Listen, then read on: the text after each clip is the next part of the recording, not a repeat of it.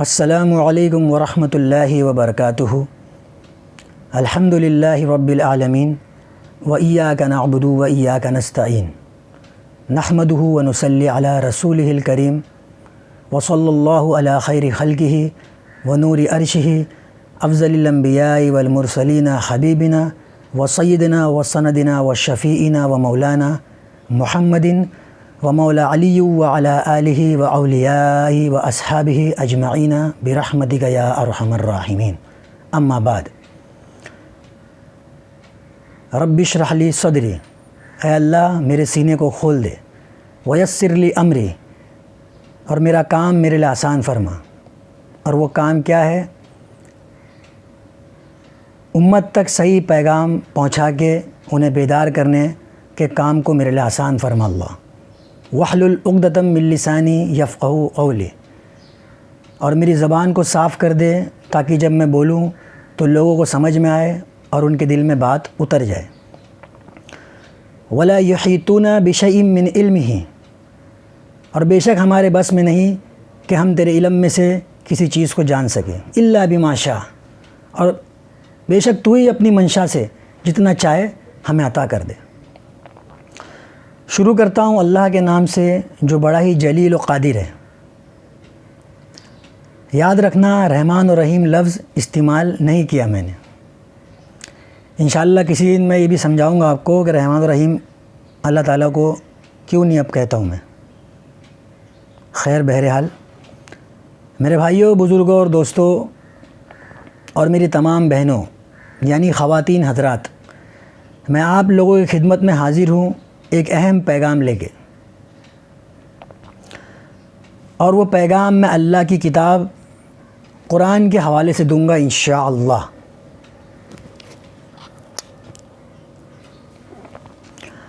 اپنی بات کو شروع کرنے سے پہلے میں یہ کہنا چاہوں گا کہ مسلمان بڑا بے خبر ہے، اور وہ کس بات سے بے خبر ہے؟ وہ اپنی ذمہ داریوں سے بے خبر ہے۔ اور کون سی ذمہ داری؟ وہ ذمہ داری جو اللہ سبحانہ و تعالیٰ نے مسلمانوں پر ڈالی ہے۔ اور وہ ذمہ داری کیا ہے؟ کیسے پتہ چلے گا؟ تو اس کے لیے ہر مسلمان کو قرآن شریف کو اٹھا کر اسے ترجمے کے ساتھ پڑھنا پڑے گا۔ اب میں اپنی بات شروع کرتا ہوں، اور قرآن شریف کی کچھ آیت پڑھ کے آپ لوگوں تک اللہ کا پیغام پہنچانے کی کوشش کروں گا۔ بسم اللہ الرحمن الرحیم۔ افحسبتم انما خلقناکم عبثا، اللہ کہتا ہے کیا تمہیں لگتا ہے کہ ہم نے تمہیں ایسے ہی پیدا کر دیا، خلق کر دیا، بے فضول، کوئی مقصد نہیں ہے تمہارا؟ اب جو آپ لوگوں کے سامنے رانگ اسلام پیش ہوا ہے، اس اسلام کے حساب سے تو یہ آیت کا مطلب ہوگا کہ بھائی بے فضول نہیں پیدا کیا، بلکہ ہمیں اچھا کھانا پینا، اچھی زندگی گزارنا، شادی کرنا، بچے پیدا کرنا اور اچھے سے اچھا گھر بنانا، ان سارے کاموں کے لیے پیدا کیا گیا۔ اور لیبرل اور سیکولر، ان لوگوں کی زبان میں بولو تو اچھی سوسائٹی بنانے کے لیے ہمیں پیدا کیا گیا، جبکہ یہ سارے کام جو میں آپ کو اوپر بتایا ابھی، یہ تو جانور بھی کرتے ہیں، بلکہ وہ تو ہم سے اچھا گھر بناتے ہیں جو طوفان میں بھی نہیں ٹوٹتا۔ تو اصل میں اس آیت کا مطلب یہ بالکل بھی نہیں ہے۔ اس آیت کا مطلب یہ ہے کہ اللہ کہہ رہا ہے کیا تم سمجھتے ہو تمہیں ایسے ہی پیدا کر دیا گیا؟ نہیں، آپ کو پیدا کیا گیا ہے ایک مقصد کے ساتھ، اور آپ جتنی زندگی جیو گے، 50 سال 100 سال، آپ کو اسی مقصد کے تحت آزمایا جائے گا۔ اور وہ مقصد کیا ہے؟ وہ مقصد یہ ہے کہ جس مقصد کے لیے اللہ نے رسول صلی اللہ علیہ وسلم کو اس دنیا میں بھیجا تھا، کس مقصد کے لیے؟ قرآن خود بتا رہا ہے، هو الذی ارسل رسولہ بالہدی ودین الحق لیظہرہ علی الدین کلہ ولو کرہ المشرکون۔ پوری قرآن کی سب سے فیوریٹ آیت ہے میری یہ سمجھ لو کہ پوری قرآن کا نچوڑ اس آیت میں ہے، اور اس آیت کے لیے پورے قرآن کو اتارا گیا ہے۔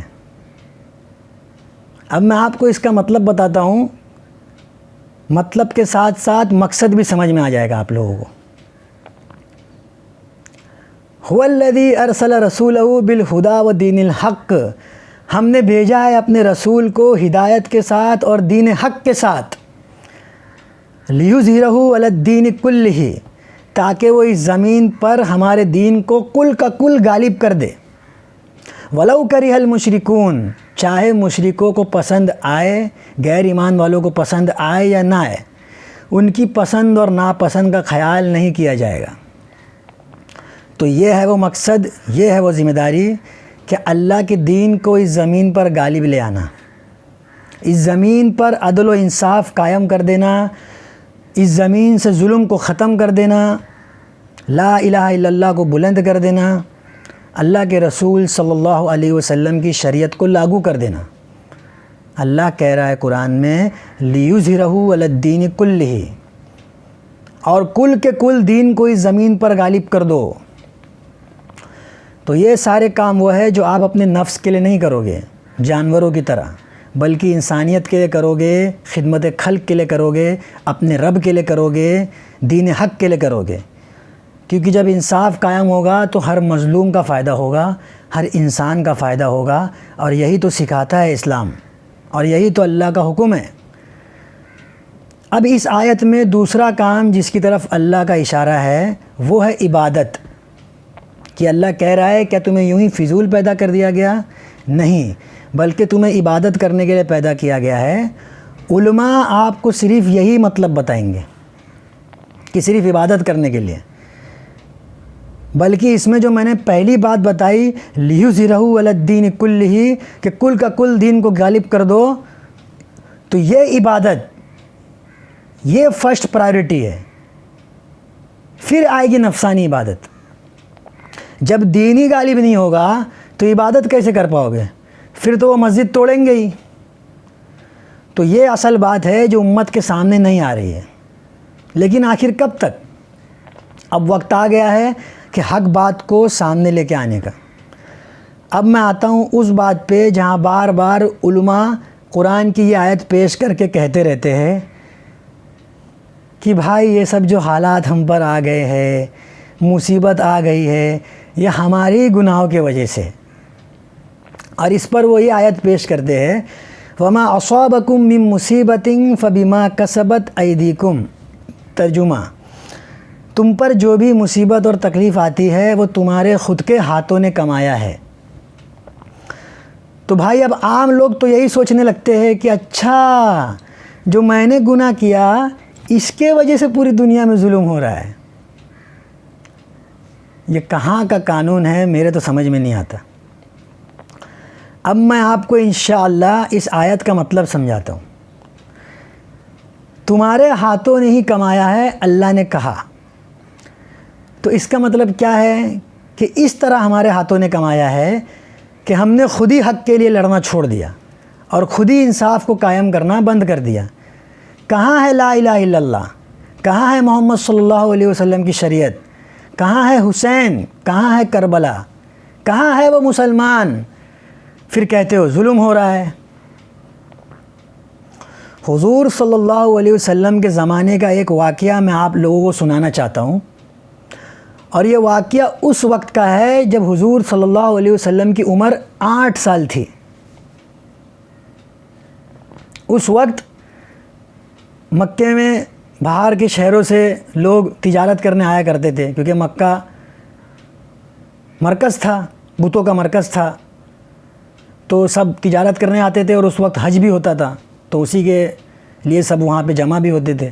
تو اسی طرح کوئی شام کے ملک سے کوئی ایک تجارتی قافلہ آیا تھا، جس میں ایک تاجر تھا جس نے اپنے کچھ کپڑے وغیرہ ایک مکہ میں رہنے والے شخص کو، جس کا نام تھا آس بن وائل، اس نے اپنا سامان بیچ دیا۔ اور آس بن وائل جو تھا، یہ جو بڑا پہلوان قسم کا آدمی تھا، بہت ڈینجر تھا، یہ کوئی مکہ میں اس سے منہ لگتا نہیں تھا، تو اس نے کپڑا تو خرید لیا اس بیچارے سے، لیکن آس نے کہا کہ ہاں بھائی ٹھیک ہے پیسہ دیں گے ہم آپ کو۔ تو بھائی کچھ دن نکل گئے، وہ بیچارہ پیسہ مانگتا رہا اور آس کہتے لگا ہاں ٹھیک ہے دیں گے ہم آپ کو دیں گے۔ ایسے کرتے کرتے پیسہ نہیں دیتا اس کو۔ اب وہ بیچارے تاجر کو تو واپس جانا تھا اپنے ملک، تو وہ تو بیچارہ ایک دم مایوس ہو گیا، اور وہ تو مکہ کے لوگوں کو پکڑ کے کہنے لگا کہ دیکھو بھائی آپ کے محلے کا یہ شخص ہے، آپ لوگ مدد کریے میری۔ اب لوگ جب سنتے آس کا نام تو ڈر جاتے کہ بھائی یہ تو بڑا پہلوان ہے، اس کے منہ کون لگے گا۔ جس طرح ہم ڈر جاتے حکومت سے کہ حکومت تو بڑی طاقت میں ہے، ہم کیسے منہ لگیں گے، ہمیں جیل میں ڈال دیا جائے گا، تو اسی طرح لوگ بھی آس سے ڈرتے۔ تو یہ شخص بیچارہ تاجر یہ اتنا مایوس ہو گیا، اتنا تنگ آ گیا کہ یہ ایک دن اونچائی پہ چڑھ گیا مکہ کی کوئی جگہ میں، اور وہاں کھڑے ہو کے اس نے اعلان کر دیا کہ اے مکہ والو، کیا تم میں سے کوئی ایک ایسا بھی نہیں ہے جس کے اندر اتنی غیرت اور ہمت ہے کہ وہ میری مدد کر سکے ظلم کے خلاف۔ تب جا کر کے مکہ والوں کے ایمان جاگا، اور ان لوگوں نے ایک سیکرٹ میٹنگ کی ہے کوئی جگہ پہ، اور اس میٹنگ میں سردار لوگ اکٹھا ہوئے 5-10، اور انہوں نے کہا کہ دیکھو بھائی ایک ایک کر کے تو ہم آج سے لڑ نہیں سکتے، تو کیوں نہ ہم ساتھ مل کر کے ایک اتحاد قائم کریں اور ساتھ میں کھڑے ہو جائے ظلم کے خلاف، تو آس کچھ نہیں کر پائے گا۔ تو وہ لوگ نے یہ میٹنگ میں طے کیا کہ ٹھیک ہے بھائی، اور آس کے پاس گئے اور اس سے کہا کہ بھائی دیکھو آپ اس کا پیسہ دے دو۔ تو آس نے جب دیکھا کہ سب ایک ساتھ آ گئے، میں کس سے لڑوں گا، تو وہ ہار گیا اور اس نے اس کا پیسہ دے دیا۔ تو حضور صلی اللہ علیہ وسلم فرماتے ہیں کہ میں اپنے آپ کو اتنا خوش نصیب سمجھتا ہوں کہ اس سیکریٹ میٹنگ میں چھوٹا سا بچہ تھا، لیکن اللہ نے مجھے وہ شرف دیا کہ میں بھی اس میٹنگ کے اندر شامل تھا اور میں بھی ان کی باتیں سن رہا تھا۔ تو یہ واقعہ پیش آنے کے 40-50 سال بعد جب نبوت کا اعلان ہو گیا، جب مکے سے مدینہ ہجرت ہو گئی اور جب جہاد بھی شروع ہو گیا، تب اللہ کے نبی صلی اللہ علیہ وسلم اس واقعے کو یاد کر کر کے کہا کرتے تھے کہ اگر کوئی مجھے ساری دنیا کی دولت ایک طرف رکھ دے اور کوئی ایک طرف مجھے ایسی میٹنگ میں آنے کی دعوت دے، تو میں اس دولت کو ٹھکرا کے ایسی میٹنگ میں جانا پسند کروں گا، کیونکہ ایسی میٹنگ سے ہی انقلاب آتا ہے۔ آپ لوگوں کو بات سمجھ میں آ گئی ہوگی۔ تو ہمیں بھی اتحاد کرنا ہے، ایسی میٹنگیں کرنا ہے، نہ کہ مسجدوں میں جمع ہو کر یہ کہنا ہے دعاؤں میں کہ اللہ مسلمانوں کی حفاظت فرما، مسجدوں کی حفاظت فرما، جبکہ اللہ خود کہہ رہا ہے قرآن میں قاتلہم یعذبہم اللہ بایدیکم، لڑو ان سے کیونکہ اللہ چاہتا ہے وہ تمہارے ہاتھوں سے ان کو شکست دے، سزا دے، ذلیل اور رسوا کرے۔ لیکن نہیں، اب مسلمانوں میں ہمت کہاں رہی۔ مسلمان تو انتظار کر رہا ہے کہ اللہ خود زمین پہ آ جائے اور مسلمانوں کو بچا لے اور پھر ان کو جنت بھی دے دے۔ واہ واہ، سبحان اللہ۔ ایسا نہیں ہے بھائیو، کرنا تو ہمیں خود ہی پڑے گا، لڑنا ہمیں خود ہی پڑے گا، بے شک اللہ کے مدد کے بنا نہیں ہوگا، کیونکہ اللہ خود کہہ رہا ہے وَمَا لَكُم مِّن دُونِ اللَّهِ مِن وَلِيٌّ وَلَا نَصِيرٍ، کہ اللہ کے سوا کوئی تمہارا مددگار نہیں ہے۔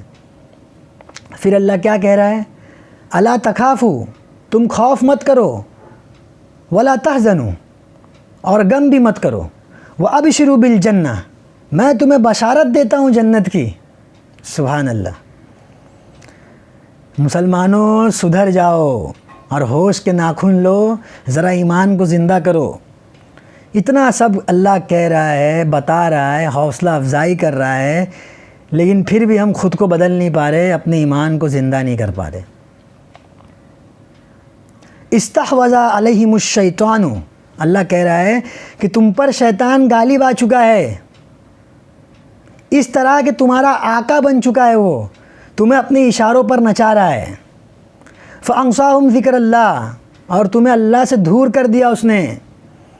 اولئک حزب الشیطان، اتنا دور کر دیا کہ تم شیطان کے ساتھی بن چکے ہو۔ افسوس۔ الا ان حزب الشیطان هم الخاسرون، اور شیطان اور اس کے ساتھی ہی کسارے میں ہوں گے، نقصان میں ہوں گے۔ بھائیوں سمجھو، بات کو سمجھو، اب نہیں تو کب نہیں۔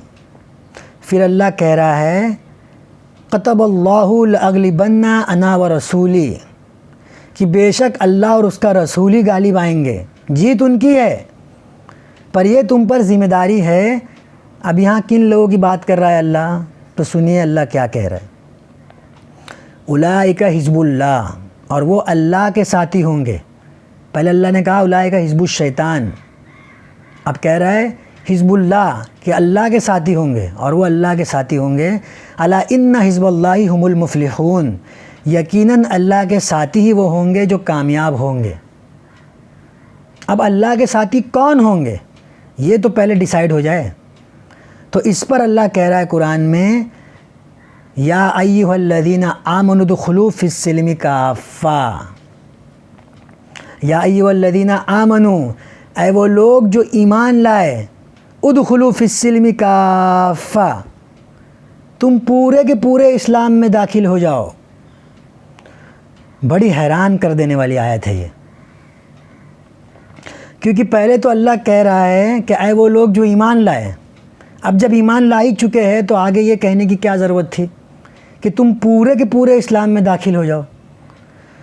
تو یہ اس لیے کہہ رہا ہے اللہ کہ صرف اپنے آپ کو مسلمان کہہ دینا کافی نہیں ہے، اس سے آپ ایمان میں تو آ گئے، لیکن پھر کیا؟ جو اچھا لگے گا وہ کریں گے، جس میں ڈر لگے گا وہ نہیں کریں گے، تو ایسا نہیں چلے گا۔ اللہ کہہ رہا ہے پورے کے پورے اسلام میں داخل ہو جاؤ، پھر جو تقاضا آئے گا وہ کرنے کے لیے تیار رہو۔ گھر چھوڑنے کے لیے کہا جائے گا تو لبیک، مال خرچ کرنے کے لیے کہا جائے گا تو لبیک، انصاف کے لیے لڑنے کو کہا جائے گا تو لبیک۔ یہ ہے اسلام میں پورا کا پورا داخل ہونا۔ پھر اللہ جانتے ہو اس آیت کے آگے کیا کہہ رہا ہے؟ وَلَا تَتَّبِعُوا خُطُوَاتِ الشَّيْطَانِ، اور شیطان کے نقش قدم پہ نہ چلو۔ إِنَّهُ لَكُمْ عَدُوٌّ مُّبِينٌ، اور شیطان تمہارا کھلا دشمن ہے۔ میرے بھائیوں آج کے لیے میں اپنی بات کو یہیں ختم کرتا ہوں۔ کہنے کو تو بہت کچھ ہے، لیکن آپ لوگ ہیں نا بڑی بڑی 1-2 گھنٹے کی ویڈیو سنو گے نہیں، اس لیے کوشش یہی رہتی ہے کہ چھوٹی چھوٹی بناؤں۔ اس لیے میں درخواست کرتا ہوں کہ مہربانی کر کے اس ویڈیو کو شیئر کرے اور پورا سنے اور دل میں بات کو اتارے، اور تمام امت مسلمین کو اپنی دعاؤں میں یاد رکھے، اور اللہ سے محبت اور اللہ کی طرف بڑھنے کا پہلا قدم اٹھائے۔ اور اس بیان میں جو مجھ سے غلطی اور کوتاہیاں ہوئی ہے کہنے میں، اللہ رب العزت اسے معاف فرمائے۔ جزاکم اللہ خیر، وآخر دعوانا ان الحمد للہ رب العالمین، سبحان ربک رب العزت عما یصفون، وسلام علی المرسلین، والحمد للہ رب العالمین۔